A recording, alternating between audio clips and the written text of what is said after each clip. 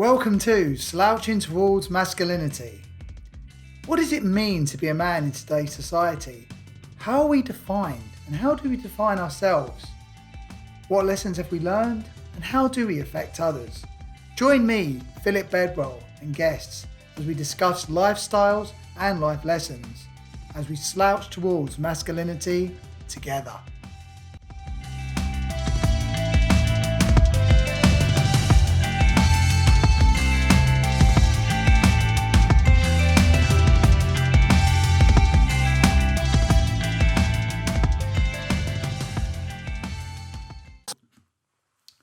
Hello everyone and welcome to the first ever Slouching Towards Masculinity. We're doing it. Amazing. Really excited. Okay, so I'll introduce myself. My name's Philip Bedwell. Why am I doing Slouching Towards Masculinity and why is it called Slouching Towards Masculinity, which is always a good thing to talk about. So it's based on a title of a book written by Joan Didion, which I've got here, called Slouching Towards Bethlehem. And that was a collection of essays of her experience as a reporter, experiences to her gender and of the times.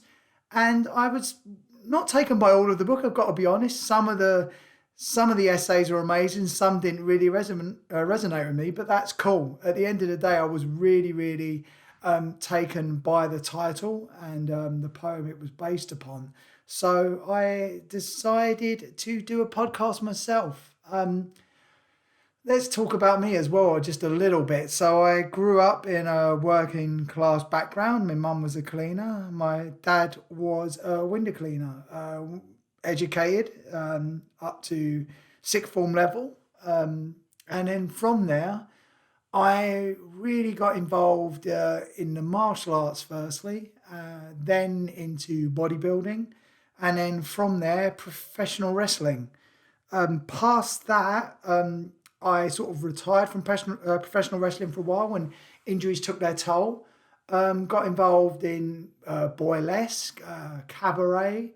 From there, a big career and still to this day in performance art. And also now I've started to develop towards acting. It took some time off from wrestling and actually came back into it very recently. So I've had all these influences in my life. And then from there, seeing different types of masculinity and gender, and through reading certain books and being exposed to certain avenues of thought and sort of opportunity, I've had a chance to sort of really think about what it means to be a man today and what it means to sort of identify with the masculine. And then from there, I thought, well, I've got a good group of friends and people I know that I'd like to interview and get their opinions. So on this podcast, we are going to sort of jump about a little bit all over the place. It says Slouching Towards Masculinity, but I really wanted to use that as a jumping off point. I mean, I really want to invite people on here and, sometimes I'll offer thoughts myself and just let them speak about things that are true to them. And I think we can all learn something from that. It's nice to just get another viewpoint. And for me, I get a great deal of enjoyment out of it because I just get to listen and maybe talk to people beyond what we would normally talk about. So, that's it. That's why I'm doing it and that's who I am. And this leads me on to the first ever Slouching Towards Masculinity and my first ever guest. He is my longest friend, known him for over 25 years now, Paul June, or sometimes he is called online, Paul Ash, which is Ash is his old wrestling name. And when we first met, we just were friends. And then from there, we became professional wrestlers together and had quite a long career as a tag team. A tag team are two wrestlers which they work together and they can tag in and out. So it's like a 2-on-2 professional wrestling match. And we've had a long and storied history and it's been interesting to bring him on here today. So with this first interview, we discuss with Paul why he chose professional wrestling, what it meant to him, viewpoints on masculinity within professional wrestling, and from there, how he has gone from being a professional wrestler and why he was a professional wrestler to how now he mentors new wrestlers on their journey in becoming a professional wrestler. So yeah, we cover a few topics. Really enjoyable chat, and the time just flew past. I would like to invite him here on again, and I'm sure I will at some point. And yeah, I think that's enough of today. So enjoy the first podcast. I'll be posting up every Friday, so you'll be able to get a new podcast there. And I hope you enjoy the first one. Okay, thank you. So we are starting recording. So here we are, the first Slouching Towards Masculinity. And thank you very much for showing up, Paul. Much appreciated, or allowing me to call you. Yeah, the showing up part was quite easy. I just moved. Yeah, obviously. So I should explain why this might be dated in time. This was in the midst of the corona fever. So yeah, everyone is pretty much sitting at home at the moment. So yeah, showing up was nice. Did you bother to dress up for the occasion, or? Oh yeah, absolutely. I put on a completely different pair of trousers. So yeah. Well, I'm in my dinosaur kigu, so we're doing well. Excellent. I'm afraid it's audio only, but you'll just have to envision Paul's new pair of Paul's trousers and my dinosaur kigu. But yeah, anyway. So right, slouching towards masculinity, as it's so called. So we were going to talk about what it is to be masculine, or how we identify masculinity in today's society. So I guess for me and you, Paul, I mean, the first thing we sort of both met with each other and identified with was professional wrestling. So I was going to say, what sort of spoke to you about professional wrestling, and was there anything sort of identifying with a man or masculinity that you saw in that sort of propelled you towards it? So I think really for me, nothing in terms of masculinity drew me towards it, but I think my childhood up until that point, probably the lack of masculinity, and I'll go through that in a second, is probably what drew me to it in a sense. So growing up, I was very quiet, very withdrawn. I wasn't one of the popular kids, certainly wasn't one of the sporty kids, didn't have anything going for me. And I wasn't if you were to line up all the boys in school and you would pick out the quote unquote alpha males, I'd be right down the bottom of the list, because I had no redeemable qualities about me that would, at that time in the late 80s, signify you as being a manly man. Mm-hmm. So I think with wrestling, it wasn't the masculinity or the manliness or the machismo about that at all that drew me towards it, but it was the escape from the societal pressures of needing to be a man into that. It was a way that I could be in it and not be judged and not be seen as anything at all, but I could be in it because it was acting, it was showmanship. And I think with that, I was drawn to it in spite of masculinity. I was drawn to that because that was kind of ticking the boxes that I couldn't get any other way in life. I couldn't be involved in sports. I wasn't like one of the popular kids. So everything that I never experienced in terms of being one of the boys, that was kind of, in a way, my way of doing it. So you, in a way, from what you've just said, though, I'd say, so, popularity, it gave you a popularity because instantly you're inside a ring and everybody's looking at you, and depending on what character you were playing, good guy or bad guy, they're wanting you to get beaten up or wanting you to succeed. So you're sort of popular by just being the center of attention. And at the same time, I mean, it's always interesting you say about the sporty thing, because it was exactly the same thing for me. I wasn't involved in any team sports or anything like that either, but you choose something. It's actually, a lot of people misunderstand thinking it's like a choreographed dance, but it's actually it's hyper physical. Like we've both been on in good sort of physical shape and bad physical shape, and when you're not in shape, it's incredibly hard to win it. Like, you do need to be in great shape. So it's interesting, like you say, you chose something that, even though you weren't sporty, that actually did require a sort of like a higher level of physical dedication. Yeah, I found that out the hard way. I wasn't expecting that. But yeah, as well as I do, guys that we've trained over the years, we've had American footballers, gladiators, rugby players, and they've all turned around afterwards and gone, I've never done anything like this in terms of how demanding it is physically. I completely agree. It is unlike any other physical effort I've ever done. And Yeah, I recently coming back into the ring after like about 3 years off. I got myself in what I thought to be great shape, but as soon as you get out there, it affects your breathing and stuff in a way that you can't prepare for really. The only way you can prepare for it is to do it. Yeah, absolutely. And so yeah, I was going to say. So you mentioned something there, like you were quite withdrawn and not sporty. But why do you think? Was the sport like realizing it was going to have to be physical? Was it something that concerned you, or did you always just think, oh, I'm just going to see how I go out there? I mean, did you sort of fear the fact that suddenly you were going to have to be maybe slightly more, physical and use the side of yourself you'd never used before? Absolutely. Yeah, it was the realization that I was going to have to actually do something physical and require some level of fitness. The fact that I was going to have to go out and perform in front of people where, even though I was not being myself, this is at a time when speaking to somebody in a shop was terrifying to me, or speaking to female people of the opposite sex was terrifying to me.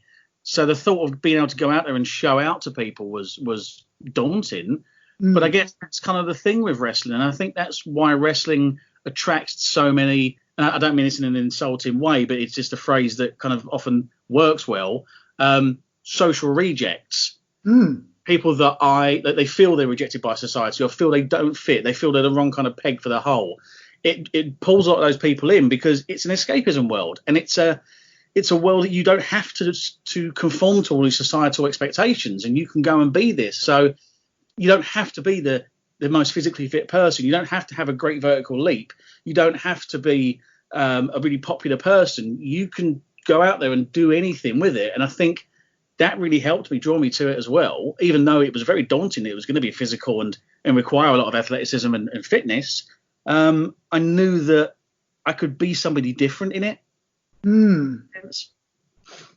Because I mean, thinking about something you said there as well, I would like to know how you sort of managed to get into that mindset. Because if you're asking, say, maybe the Paul of 2 years, 3 years before he set foot in a wrestling ring, you think about that, like say, not being the most popular person in school, not being identifying yourself as a physically fit, or being able to really define yourself physically, and suddenly they're going to say, all right, you're going to be in your underwear or near enough to it, with a crowd looking at you in your underwear. Displaying your physical self, your body, and at the same time having to do physical acts which could all go wrong.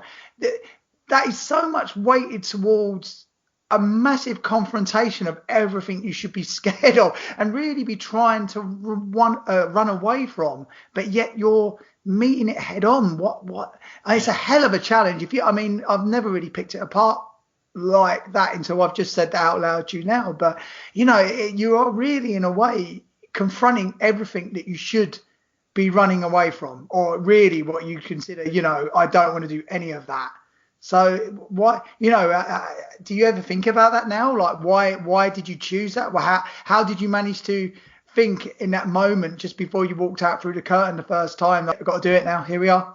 I have thought about it a lot more over the last few years, where I've been primarily teaching rather than doing, because I've had a lot of people that have that anxiety. And if you ever dealt with anyone that has anxiety or has OCD issues, one of the things they try and teach them is the confrontation approach of, like, you've got to face your fear kind of thing, or immerse yourself in the fear, which works for some, doesn't work for others. And I found that with teaching as well. Some people, you just throw them out there and say, just go and do it, and they press to it, and other people crumple. I've never really thought that much about how I got over that. I think it was a combination of, I didn't think about it much. And any single time I went out there and performed, I was never me. I was always persona. Because that persona, I mean, even now, if I'm at work and I have to stand up in a meeting in front of a dozen people that I already know and talk about something that I do 5 days a week, my anxiety is through the roof, and I stammer, I stumble, I struggle, the lot. But I can go out there in front of a couple of thousand people and play silly buggers and have no problems doing it whatsoever, because I'm not me when I'm out there. And I haven't got to deal with the people who may think, he's a prat. I haven't got to deal with them afterwards, because they'll go home, I'll go home, and I switch off. And I think that's the only way I've ever done it. I've never been me out there, ever.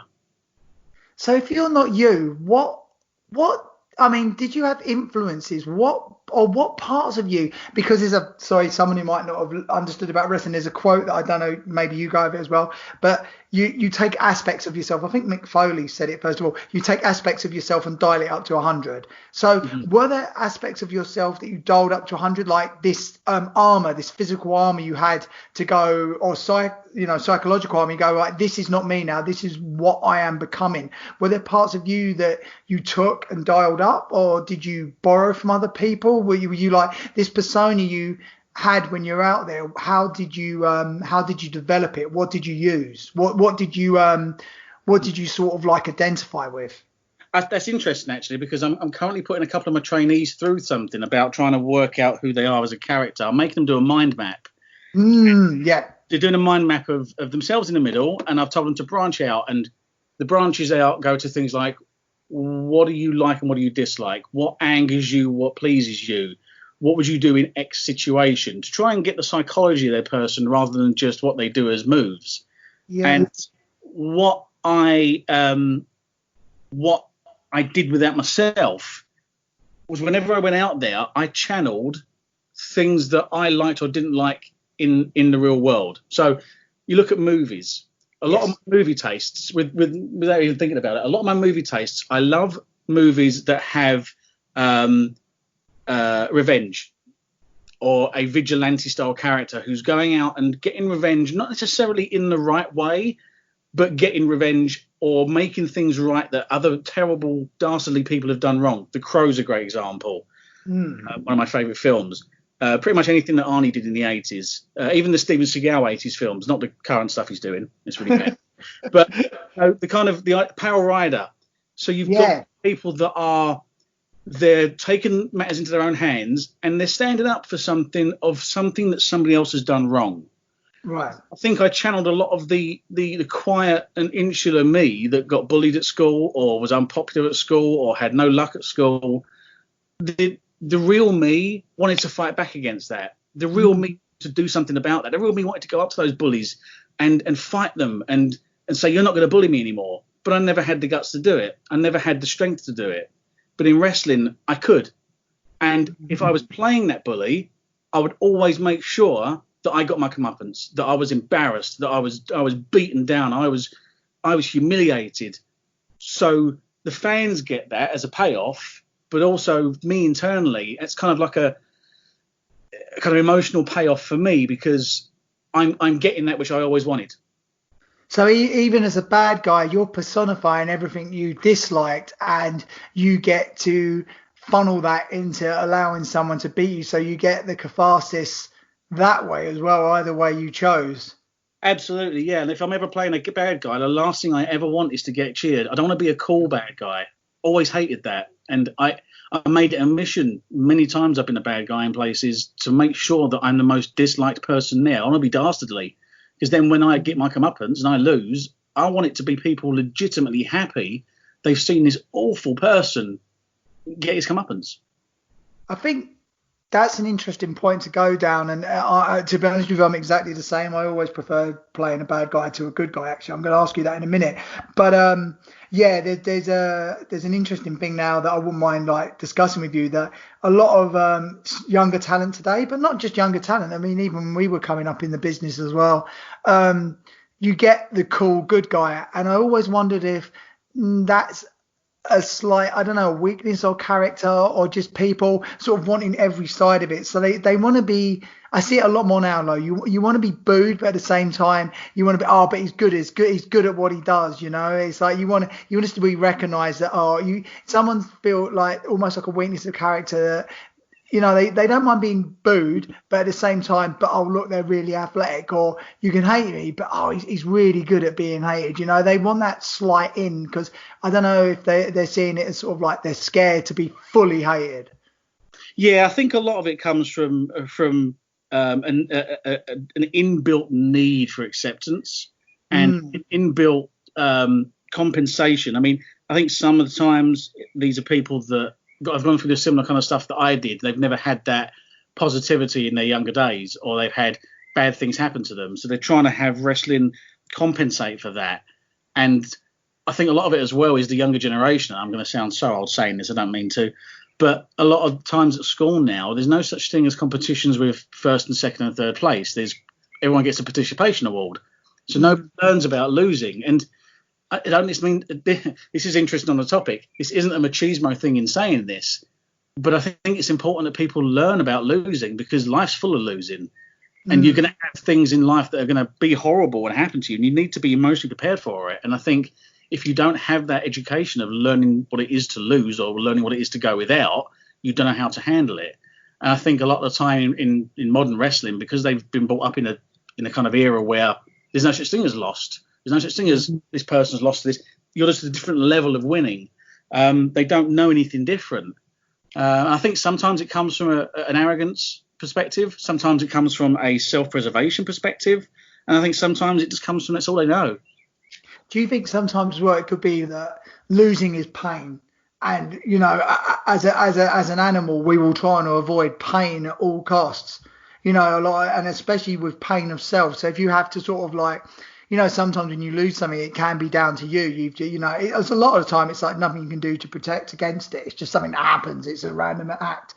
But when people will actually see that there's going to be a situation that they can enable to get out of facing pain, they'll do everything they can to try and avoid it, rather than trying to sort of work against it and allow it to define them in a positive way. Absolutely, and I think that's a very natural response. You if you've ever experienced physical or emotional pain in any way, very few people want to go back and experience it.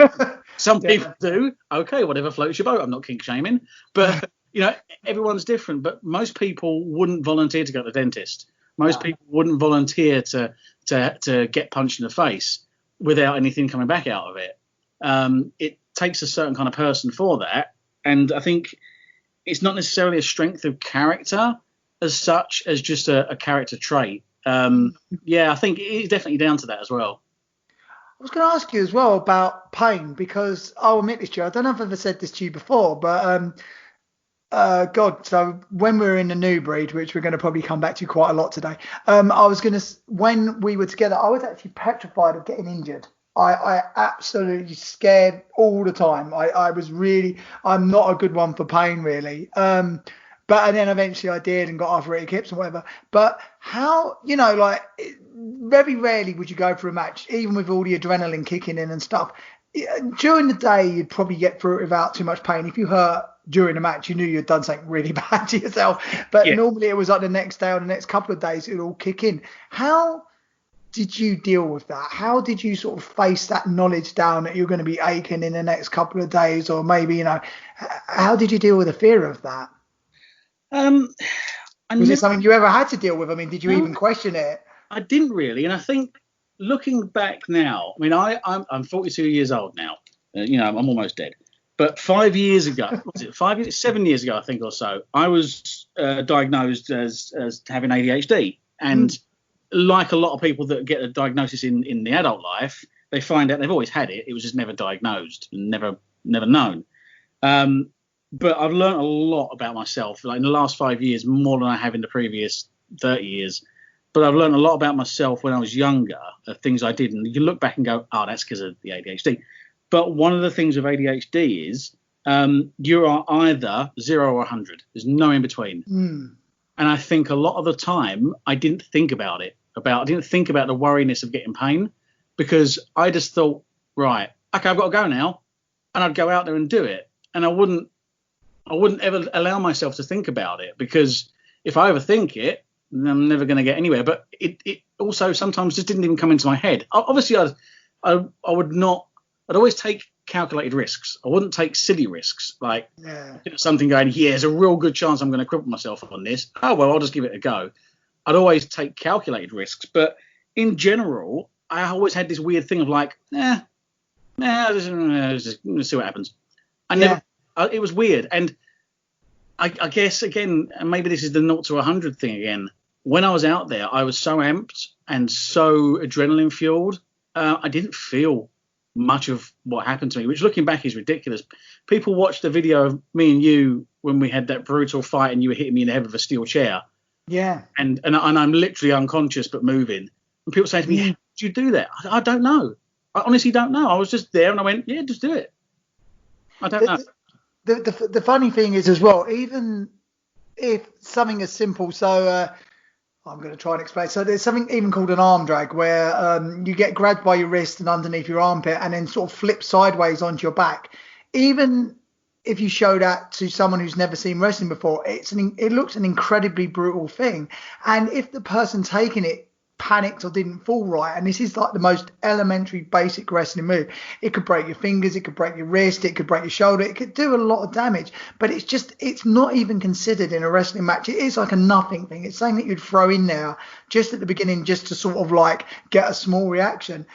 And then, yet now in wrestling, probably more than ever, there is levels and risks that could be taken that it's only afterwards. Like I'm actually the same as you, Paul. I have to agree with that. I watch some of our matches now and some of the stuff we used to do and take and give out, and just thinking like the levels of risk there. And we say it's calculated risk, but there is such, it's like you're looking for the reaction. I don't know if this is the same for you. For me, it was always the joy of the reaction. We all have a pleasure pain principle, right? And I think a lot of it for me was seeking out, knowing it would get a good reaction, knowing that the fear of it going wrong and the crowd noticing it and chanting, you effed up or whatever, was worse for me than the idea of going, oh, okay, this might really, really, this might really, really hurt me. Yeah, absolutely. And I think for me as well, on top of that, it was always, and I hate saying this because it's one of the things that bugs me now, but wrestling is unquestionably, it is performance art. And anything you do in terms of performance art, you want to be proud of what you've created. And a lot of people use that nowadays as an excuse to not have to lose, or an excuse to do 1,000 things in 8 minutes when you only need to do 4, because they're trying to create a masterpiece. There's a reason why there's only one Sistine Chapel. There's a reason why there's only one Mona Lisa. Once that's done, you go, okay, stop. That you've got that masterpiece. You don't need to create a new masterpiece to try and top it. Create something different in your own way that's still impressive. And for me, I was always focused on me and you producing something that was something to be proud of, both for us and for other people to look at and enjoy, but to be proud of that we could look back on it and go, do you know what? We did something really good there. And like any kind of art, it's subjective. Some people will like it, some people won't. There's some people who look at classic literature or classic films and go, no, it's rubbish. And other people that look at something that was garbage and go, oh, I really like that. Completely subjective. But I always wanted to make sure that we could be proud of it and it could stand the test of time, and other people could look back at it and go, oh, you did something good there. And I think that helped me not really think about what we were doing or worry too much about it. I think that and just straight up stupidity. I think for me as well. I mean, when we were in the midst of our like feuding with each other, I mean, what were we then? In our no, we were probably in our late 20s, right? Well, that was what, 2004-ish, so yeah, 26, 27 kind of area. Yeah, that would make sense. So I think a lot of me for there, even when I watch those matches back now, there's a lot going on. There's like a lot of kickouts, but I'm not. I think for me it was the one thing that's never lost. We were very, very good at going, here is the good guy, here is the bad guy. I loved the finish of a second match where I'd explained that Paul was so much into wanting to vanquish me as a bad guy. He even got himself like disqualified because he was trying so hard to beat me. And I like that this good guy would almost turn himself into a bad guy because his willingness to want revenge is so pushing him so far into this sort of mindset. But I always like the fact, I think we used to give as much as ourselves as we could physically then as well. So it was marrying in this emotion that would get into the audience of, here is a strong, good male stereotype. Here is a good, like, toxic male stereotype. And then at the same time, this is as much as we can physically give of ourselves for ourselves, that we both wanted to feel like we gave it our all. And at the same time, being able to display everything we could to this crowd as well. Yeah, absolutely. And it's interesting how it ties in with the masculinity thing, because that was a really good example you gave there of the positive and negative male stereotypes and the kind of the toxic masculinity of things. I mean, your character, the Playboy, was very much, I'm a ladies' man. All the women love me. All of you guys out there want to be me. None of you are as good as me. Look at my abs. it was very easy to dislike that character, and it was a good amalgamation of all the negative things of like the kind of person you'd see in a gym or the kind of person you'd see at work, and you just go, oh God, I hate that guy. And it was really good for that. So it made it easier for me to be the good guy wanting to vanquish that, because people, okay, there was people that still liked you and thought, hey, he's a cool guy. But generally the people were like, oh, I want to see this guy get his comeuppance. So it was easy stuff for us to go ahead and just do our work. Well, the thing is as well, it's like you're saying, going back to what you said earlier on as well about the vengeance role, you are portraying 100% of what you wanted to portray, what you identified with when you were younger, is that person doing good, what you couldn't actually do in your everyday life, you could do in the wrestling ring. And you know, a lot of the time what people in the audience would be identifying with, you know, wrestling attracts, I always say, like, the wrestlers are usually wrestling's biggest fans. So the people sitting in the audience, they are no different to you. They just can't get in there and do it for whatever reason. They haven't got that switch where they actually want to get beaten up. I don't know why. But like, you know, you were getting their wishes, you were personifying what they wanted to be, and then you're acting it out for them so they can live through you. Yeah, it's living vicariously through the person, isn't it? I mean, we've all seen films where, I mean, when I was young, what was I at the time? I was 7 years old. I went and watched Rocky IV at the cinema. And I'll never forget, because when it came to the final fight with him and Ivan Drago, people weren't getting amped up and jumping up and down on their seats because it was a visceral, physical fight. They were doing that because he was getting revenge on Ivan Drago for killing Apollo Creed. It was never about the fight. It was always about the revenge. It was always about the doing the right thing and the pureness of it all. And I remember at 7 years old, I was jumping up and down as well, going, yes, come on, get this revenge, do this. It was never about the boxing. I've always said Rocky's not a boxing film. It's not a boxing film at all. No, well, that's wonderful as well. And, you know, very, very rarely it's people. It's like it's like the fighting stuff. And this is the same for wrestling as well. Even though it's wrestling and in its term, it's all meant to be about the struggle, but it's usually what resonates most of all is the emotional struggle. And if you look at the character of Rocky, he's flawed. He, you know, in the very first one, they portray him as someone, you know, he's a bit punch drunk already. He's a bit slow of learning, hard on the uptake. And, you know, he's the underdog. Every fight, they always put him in all these films. He's always like working from underneath, which is really important as well in wrestling, that you have to show vulnerability. You have to show weakness, because then people identify with you and then they want to get behind you and they want to see you succeed. Another real positive thing with Rocky and his character as well is at the very end, he shows Drago mercy. Whereas Drago couldn't do that. He killed Apollo Creed. At the very end, Rocky shows Drago mercy. And then, you know, I love that film, actually. But then, you know, he inspires perestroika by getting the whole of Russia to understand that we're all the same and we can all change and stuff like that. So, it was like a lot of the stuff in the late 80s, early 90s, it's painted in very broad strokes now, but that is a journey and a hero that people can still understand and get behind, because he shows many levels and many layers of a personality that you want to like him or you want to be him in some way. Yeah, absolutely. No, it's very true. So now I was going to say as well, so just quickly as well, being a good guy or a bad guy, was there one you preferred? That's good question, right? That is so absolutely Sophie's choice. That is. I don't know.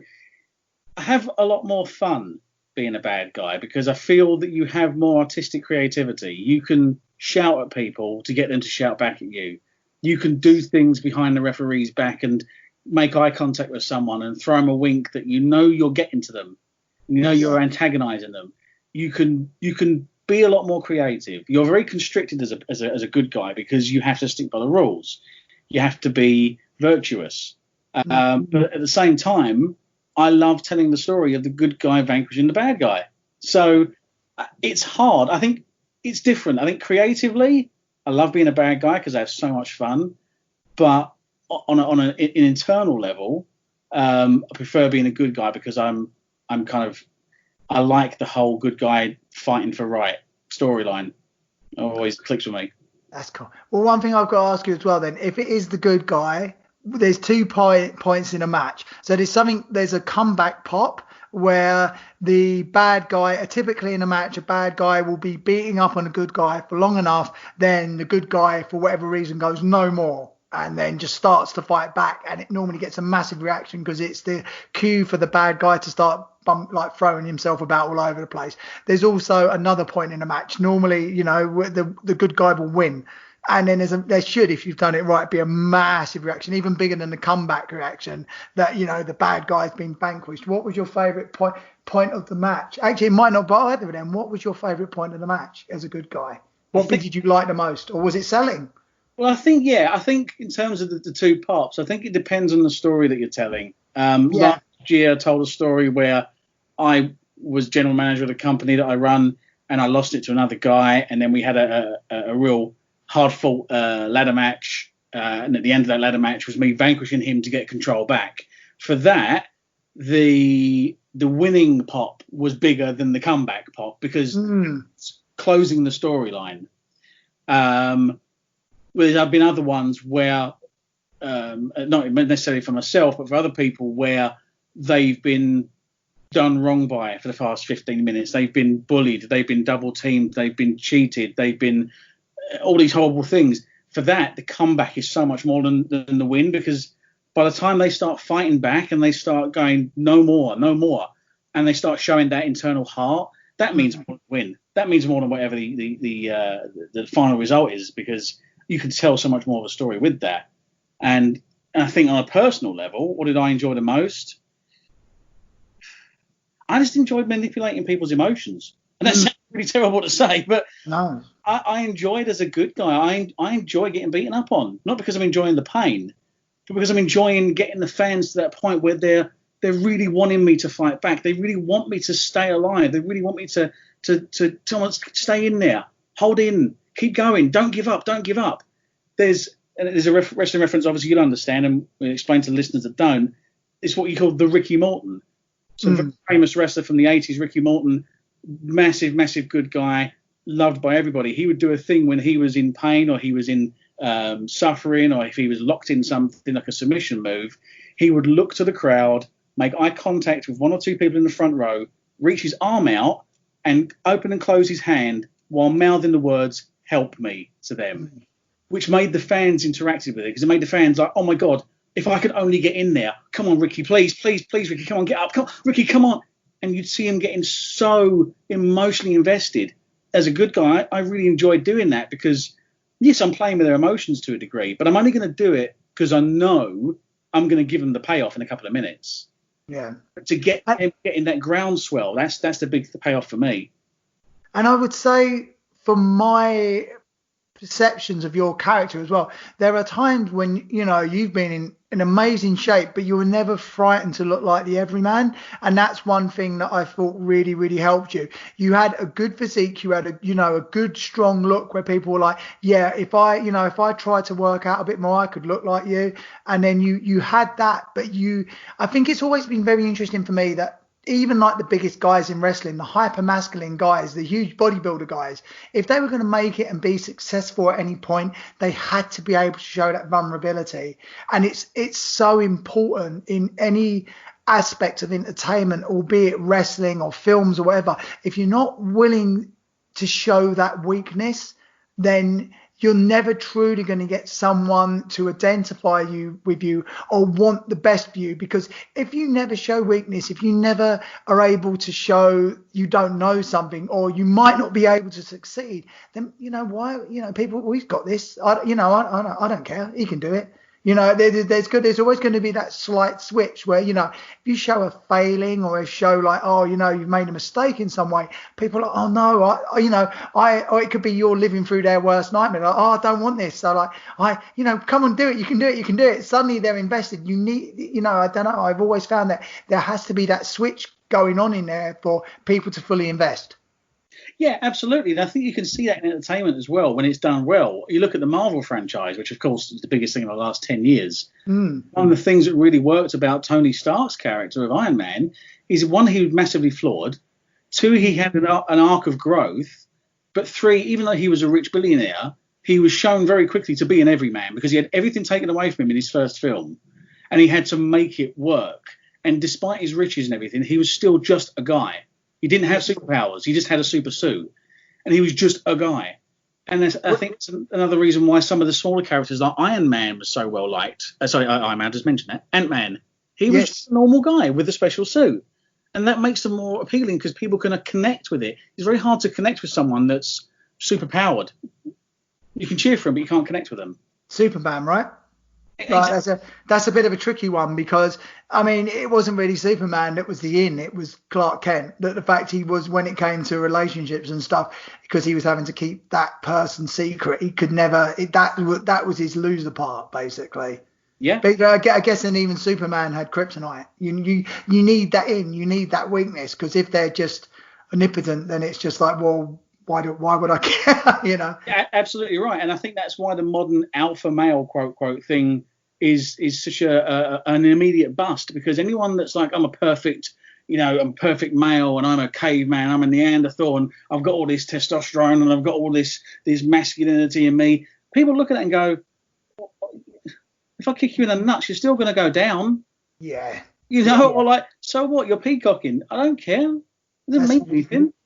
What would you? That's a really, really good point. Well, actually, I've got a couple of ways I want to go here, but I think one thing I'd like to ask you now is, like, what drives you to perform now still, and why did you? Because I'm always interested in, it's like you stuck with wrestling and now you've got your own company, the UBW. And what inspires you to carry on performing now, and why do you want to give back and stuff as well? What do you get out of that? Because I find that interesting, because you're developing like a leadership role, but also you still want to keep telling stories. You still want to keep going out there yourself physically. What drives both of them?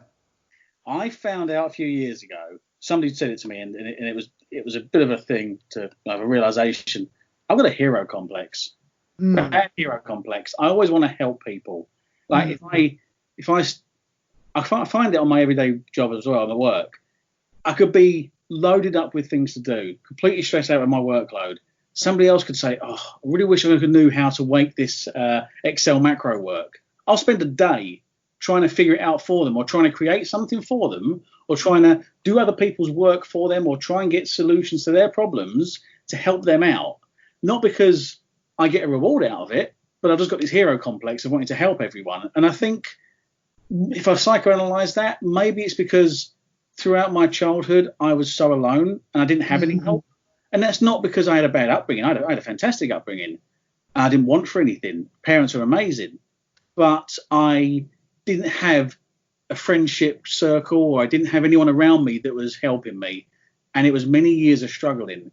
So I think a lot of that kind of manifests now as I want to help others, because I want to give other people the chance to not have to suffer like I did. And don't get me wrong, there's a big difference between spending your entire time in senior school getting bullied as opposed to needing an Excel macro. Big difference. But fundamentally, I think it comes from that. And I've got this hero complex. So every time I get a trainee that comes in that shows promise, I don't just want to help them learn how to start wrestling. I want to help them get onto shows, have a story, have a character, have an arc, have a good year of good matches, have all this potential opportunity. And then every time a new one comes in, that starts again. And then every time I have one fan come up to me at a show going, "Oh, that was so good, that was so great," it's a kind of a self-fulfilling thing for me, that I have this drive to do it again and keep doing it. And it's the creative side as well. I found I've got a real creative soul in me that wants to create stuff, and that's the best outlet for it. But just stepping back a second, a couple of years ago, we did a charity show for an autism charity.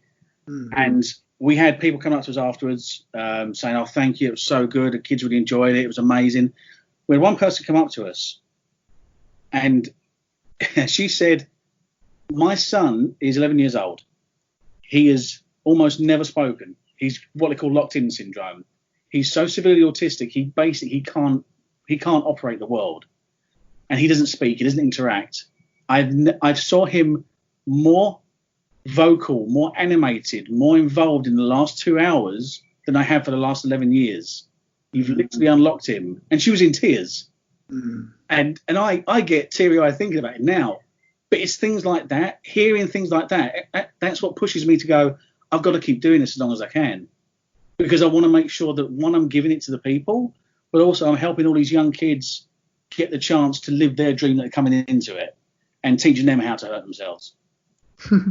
That's an amazing story, mate. That sounds incredible. Actually, I mean, I can only imagine. That's a really noble thing to say. Yeah, wow. No, that is absolutely incredible. And you yourself, though, for you wanting to keep doing it, is it the same sort of deal? Just you still want to tell those stories and. Yeah, I think it's still telling those stories. I think it's still a deep-rooted need for acceptance. Yeah.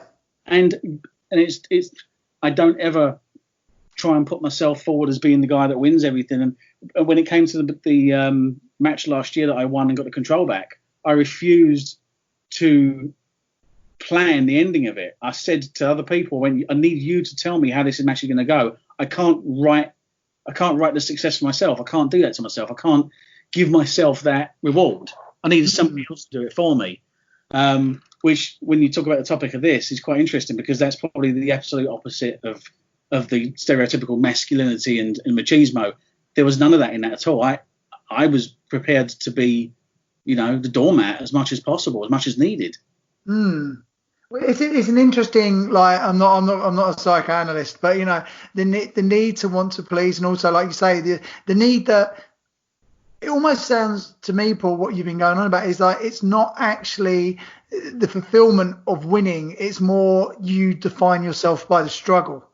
You like going on the journey of getting revenge, but once you get the revenge, it's finished. It's like the story's over. It's more wanting to be in the midst of it. More like helping someone. Is you're helping someone, and the next job has to come along, or when there's a new trainee, you help them, and then the next trainee comes in. It's wanting to redo the cycle. That you don't want that, and there's nothing wrong in that. I completely agree. I mean, I still wrestle now as well. I come back to it, but you want to keep retelling that story.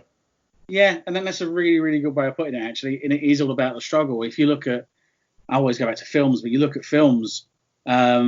It's often the struggle that defines a successful film. You look at biographies. The most successful and most interesting biographies and autobiographies are the people that have had the most troubling and testing times, and have somehow survived through them. There's no story in someone being great at everything and succeeding at everything and having an easy time. That's not a story. The real story is in the struggle, isn't it? And it's like how you find yourself in those times of struggle. You can use the struggle to destroy you or define you, and like it can be a small 15-minute, 10-minute tale inside the wrestling ring, or it can be something in your everyday life which you've had to work through, and then you've come out the other side. And I just think you find yourself in those moments. Going through the same routine day in, day out is wonderful, and it's good to have that level, but we have to find something in our lives that challenges us on a regular, at least, or maybe not on a regular, but that does challenge us in some way. Otherwise, ultimately, we're not growing, or we're not defining ourselves in some way. And no one just wants the freedom just to be comfortable. Otherwise, it leaves us in like a very sort of vanilla, mundane lifestyle. It's very true. And I think one example that I always kind of use that both drives me, and I think really sums up really well what you were just saying as well. Freddie Mercury, when he recorded "Show Must Go On," lyrically the song is heartbreaking, but when you read the story of it, of how he turned up for rehearsals, and it was weeks before he died, and he was down to, I think he was something like 90 pounds of weight. He was drawn. He looked, to quote Brian May, like walking death. And they said, "Are you okay to do this?" And he went, "Let's just do it, darlings. Let's just get in there." And he went and he recorded the most powerful vocal performance he's ever done. And bear in mind, the man was struggling to even walk. Put every ounce of his energy into doing it, and pulled it off. Not for any kind of machismo, not for any kind of reward, but because he was such a professional. And that's his legacy for me, that he had everything against him. He knew he was going to die very shortly. And he went out there and went, "Okay, this is what I'm giving. This is my legacy," and left that. And I look at that, and that's what drives me for stuff, because I look at things and like, oh, I don't feel like doing this today, or I think this is a struggle. And I look at that and I go, that's not a struggle, Paul. That's not a struggle. You're not fighting through. This is fighting through. Yeah. Use that as your barometer.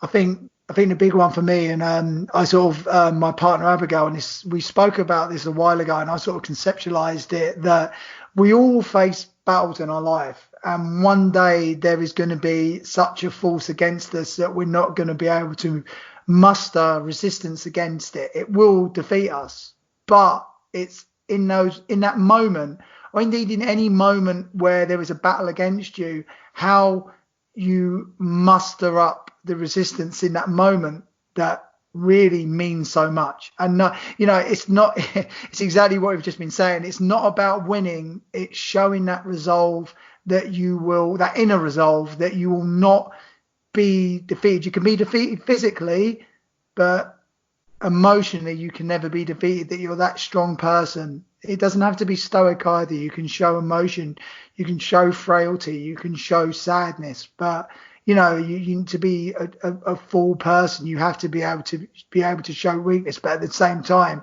even showing that uncertainty and weakness, you can still say, well, yeah, okay, I don't know if I'm going to make this, but you know what, I'm going to stand up. Yeah, and I think that's, in this day and age where it's very different as to what sociological ideals are and what people should be as one or the other. I think that now more than ever helps define someone, because I think people now appreciate, it's not like years ago where you weren't allowed to show emotion as a man, or you weren't allowed to cry, or you just be soft, or you'd be seen as being effeminate or a homosexual, which was such a crime. Yes. It's like that now. If you show, it still is in some places, but now if you show that you are weak, or you show that you are beaten, or you show that you can't do something, people have more time for you, and you're showing more of yourself, because no matter how much of a front you put up and how much of a tough front you put on, no matter how much you bravado everything, there'll always be something that will break you. At some point, something will get you. And if you're not ready for it, or you've kind of barreled your way through and you've not shown that you can manage it, one, you're going to break yourself, and two, people's perceptions of you, they're not going to judge you for breaking, but they're going to kind of look and go, you know what, you could have avoided this. You could have built yourself better for this. Just by having a bit of openness to your emotions. It's not weakness. It's not quote unquote gay to be like that. It's not. It's silliness. That's just stupidity. A kind of mindset. It's so stupid. I think that is a fantastic thing to say, Paul. Actually, I'm not going to push you any further than that, because I think you've hit upon some real truth there, and I really would like to say that's the thing I'd like to stop with. Is there anything else you'd like to add? Is there a life lesson you'd like to say at the end, funny or otherwise, or serious? And how can people reach you? How can people get in touch with you as well if you want them to?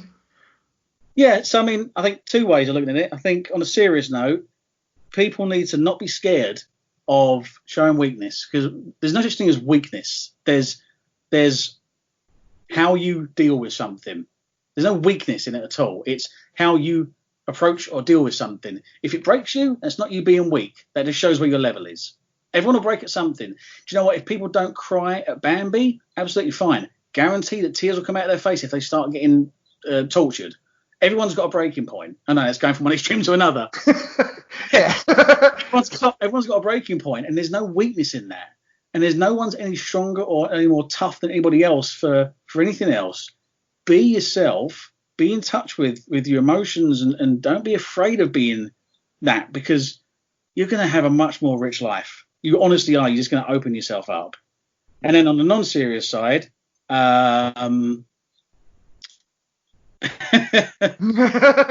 what's the line now?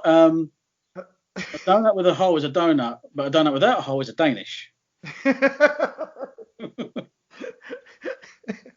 Well, that's Caddyshack. It's a wonderful. I can't remember Chevy Chase. Yeah, and in terms of getting in touch with me, just keep your eye on Crime Watch, because it's only a Apparently torturing people after watching Bambi, by the sounds of it, mate. Yeah, the staff list at Guantanamo Bay, apparently, because apparently That's my next step. Yeah. No, I mean, if you don't follow me, I'm not that interested. Follow UBW. That's my passion. That's my everything. All I do is post dog memes and people. I just want the tagline of this to be, Paul Ash, don't follow me. Yeah, don't follow me, but look up Guantanamo Bay. don't follow me. Well, I'm going to go and learn my pro wrestling acronyms or like letters for what shows you're in and out of now as well. Yeah. No, listen, thank you very much, mate. I'm sure this won't be the last one if you don't want it to be. I'd love to have you on here again, and I will speak to you soon, mate. All right? Yeah, lovely. Really enjoyed it. Thank you.